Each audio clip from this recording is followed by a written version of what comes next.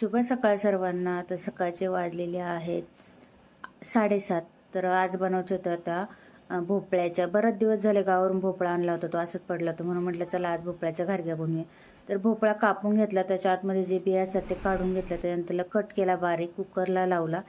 पाणी वगैरे नाही टाकायचं आता. आणि कुकरला लावून झालं, शिजून झालं, त्याची जी साल आहे ना बाजूला काढायची, ती साल आणि जो आतमधला गर आहे तो काढून घ्यायचा. तो एका चाळणीत काढून घेतला छान असा. नंतर गूळसुद्धा टाकला त्याच्यामध्ये. त्याच्यानंतरला जायफळ आणि विलायची ना छान अशी हे करून पावडर करून टाकली. जायफळ किसून टाकलं आणि विलायचीची पावडर करून टाकली. तर पाहू शकता किती पातळ झालं.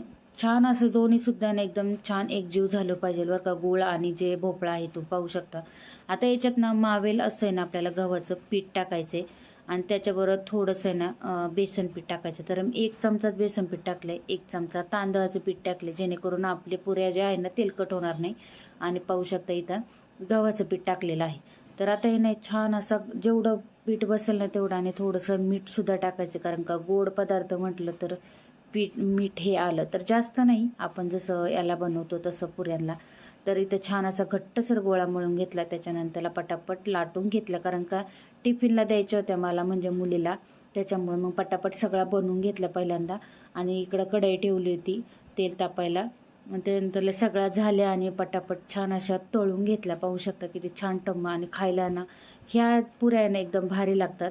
आणि प्रवासात म्हणाल तर 2-4 दिवस आरामशीर टिकतात, अजिबात खराब होत नाही. तर सगळ्या पुऱ्या बनून झाल्या. कशी वाटली तुम्हाला माझी ही रेसिपी नक्की कमेंट्स करून सांगा.